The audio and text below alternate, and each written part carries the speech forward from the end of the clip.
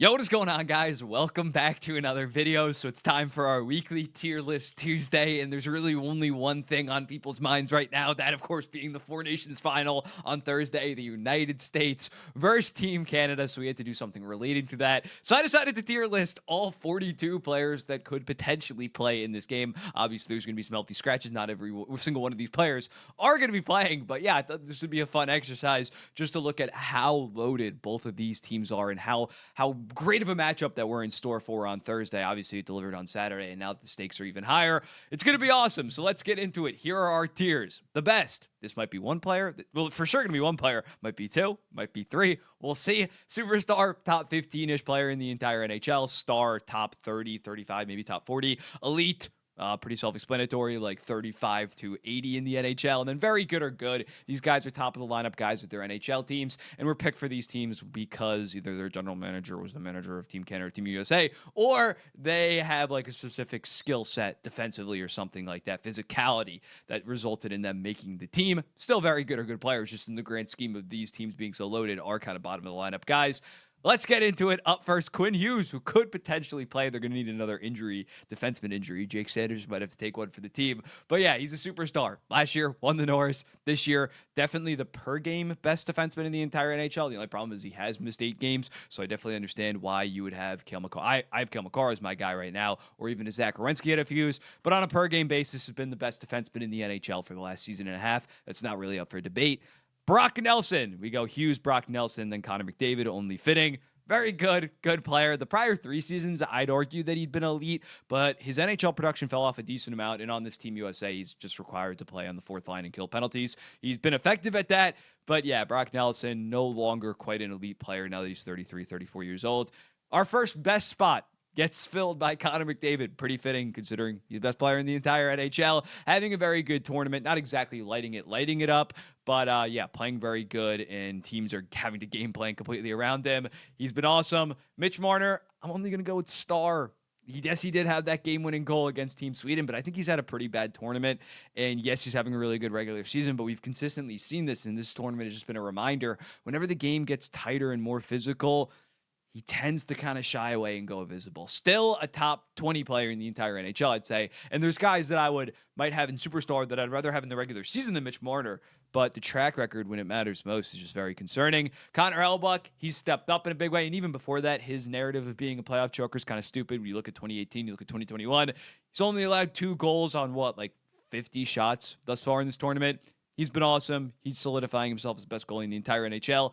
Jordan Binnington, he's done the job to get Canada into the final game. Has he been that good? No, not really. The 3rd period against Sweden, as well as the Jake Gensel goal. He's a fringe top 20 goalie in the entire NHL. Last year, he was very good, but this year has kind of regressed a little bit. Vincent Trocheck, don't think I'm being biased for throwing him down here. Last year, a monster season alongside heart-level Artemi Panarin. This year, probably going to go for around 60, 70 points. A very good second-line center, low-end first-line center. Don't hate the inclusion on Team USA because he is that gritty two-way guy. But yeah, definitely bottom tier. Sidney Crosby, still a superstar. Arguably being the best player in the entire tournament as of right now. Mr. Canada shows up in big ways. Still very productive in the regular season. Superstar top 15 player. Mark Stone, I'm going to go with star. I caught a bunch of flack last offseason for saying Mark Stone was still a top 30 player in the entire NHL. Thankfully, now people have hopefully shut up, considering this guy's going at like 1.2 points per game in the regular season. Still is one of the best defensive wingers in the entire NHL. I love Mark Stone's game. Don't love his LTIR antics. But yeah, he's still an easy top 35 for sure. I'd have him sniffing top 25. Drew Doughty, elite. Still haven't got a large sample size of him since coming back from that broken ankle. He's only played, 6 NHL games, 3 Four Nations games. I thought he's looked solid when he's healthy. Last year, he was pretty easily a top 15, maybe knocking on top 10 defenseman in the entire NHL. Still an elite guy. Colton Parayko kind of made the team because Armstrong's the general manager. A very good top paired defenseman. But yeah, not close to a top 25, top 30 defenseman. I think we could agree on that given his offensive limitations, although he is putting up a decent amount of points this season.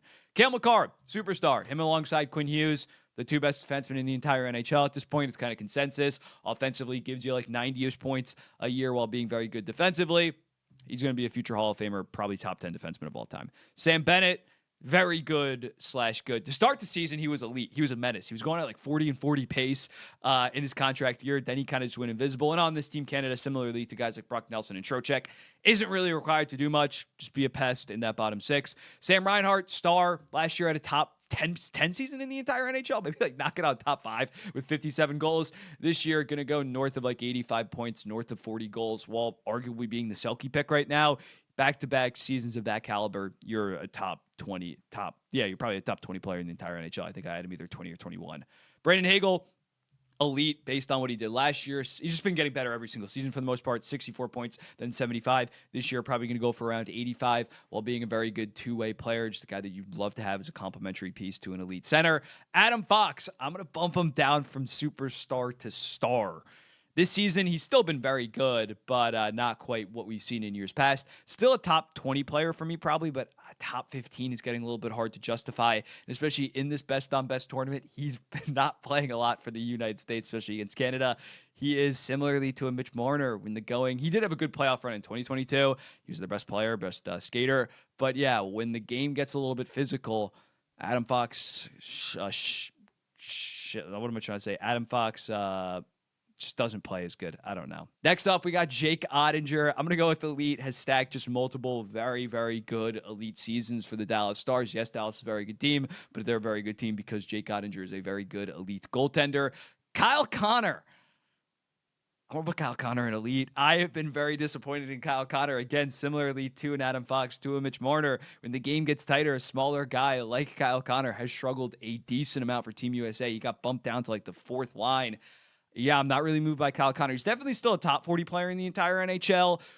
I had him at like 28 in the updated midseason. I just think it's going to be interesting come playoff time if he can rise to the occasion. Anthony Cirelli, again, Kyle Connor's a better player than Anthony Cirelli, no doubt. But Anthony Cirelli this year really breaking out offensively, probably going to go for like 60, 65 points, while being one of the best defensive centers in the entire NHL. He's definitely an elite guy. Braden Point, superstar, has been awesome at this tournament for Team Canada. Awesome the last 5 seasons for the Tampa Bay Lightning. Definitely a 1B to Kucherov, not a superhero and sidekick kind of thing.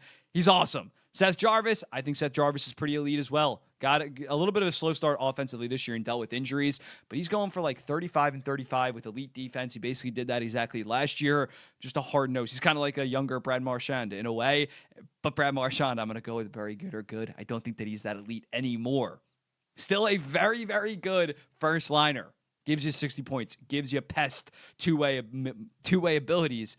But I think he's very good, not elite. He's definitely closer to elite than good, but I think he's very good. Thomas Harley, very good or good. Underrated guy, very underrated guy, what he's done in Dallas this season. He's arguably been as good as like Miro Heiskanen, but yeah, I can't quite go elite quite yet.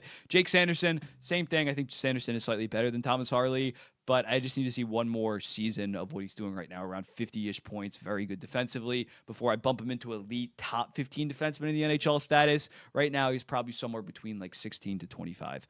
Austin Matthews, superstar, not having the best regular season, not having the best tournament, dealing with some kind of injury yet again. But I mean, when this guy's healthy, no doubt superstar, 69 goals in a season while playing Selke level defense. That's insane. Jack Eichel, also superstar. Been great this tournament, on top of the fact that he's having his best regular season of his career and definitely is playoff proven after 2023 and was very good last year. Superstar top 15 guy. Chris Kreider, very good or good. He's a good top 6 forward at this point. Nothing special, really. Matthew Boldy. I'm always a Matthew Boldy defender. I can't lie. I might have to move him down to, it's close. It's very, very close. I put him on the same pedestal as Seth Jarvis, though. I'm going to put him in a lead. He's a very good two-way guy. McKinnon gets the other best spot. I think that the gap between McDavid and McKinnon, although McDavid is definitely better, I think the gap between them is smaller than the gap between McKinnon and Matthews, Hughes, Makar. If that makes sense. I think that makes sense. I think that's valid.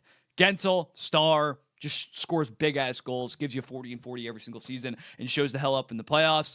Again, maybe can't be the number 1 forward on a championship team, but one of the best number 2s we have seen in the 2010s, 2020s. Matthew Tkachuk, I'm going to go with superstar. Again, I would probably have a Mitch Marner in the regular season over a Matthew Tkachuk, but you're out of your mind if you're picking Mitch Marner come playoff time, come when the going gets tough, and it's the biggest moments. Matthew Tkachuk has had those elite regular seasons too. 2022 and then 2023 was third in the Hart. So it's not just me being biased towards the playoffs. It's not had that same regular season production in the last couple of years, but still is like 90 points while being an absolute demon.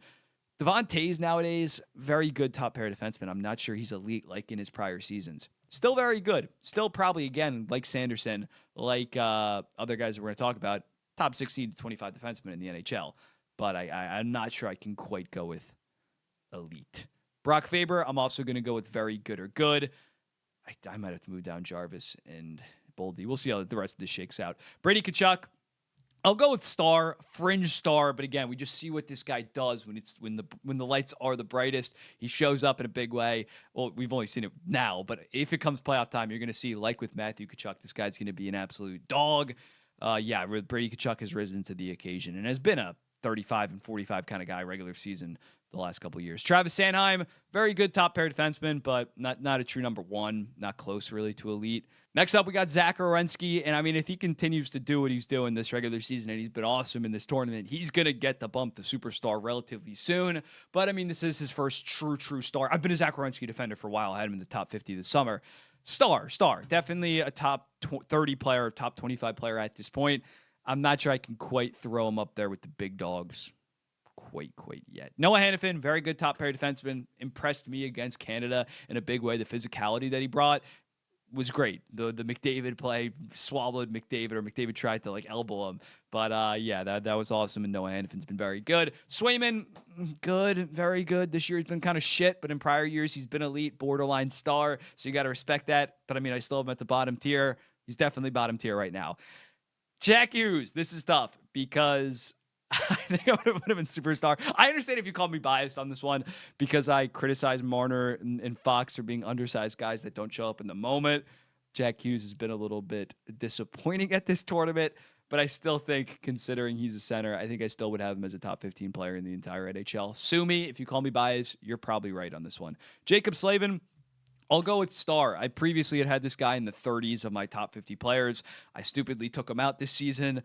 No, this guy's still arguably the best, probably the best defensive defenseman in the entire NHL that's been on full display this regular season, on top of just fully being amazing against Team Canada in that Saturday night clash. You got to respect Slavin. He's a top 40 player. Sam Montembeault, serviceable starter, good starter, I guess. And Aiden Hill, same goes for him. He hasn't quite had that Vezina caliber season where you say, like, this guy's elite, but he's been playing very good this season and obviously has a Stanley Cup, so he's the top 15 goalie, in my opinion. Okay, hand up. I was editing this and I almost forgot 4 players total because for some reason I thought the rosters were only 21 and I didn't look at the exact rosters. I just went off memory. So we got 2 Canadians and 2 Americans that we need to add to this.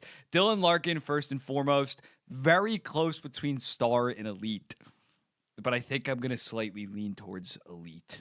I think that's fair, but he's still an awesome 2-way guy that gives you like point per game. Josh Morrissey, though, star, back-to-back, like top 10 defenseman seasons in the NHL this year. Probably going to finish top 5 in the Norris.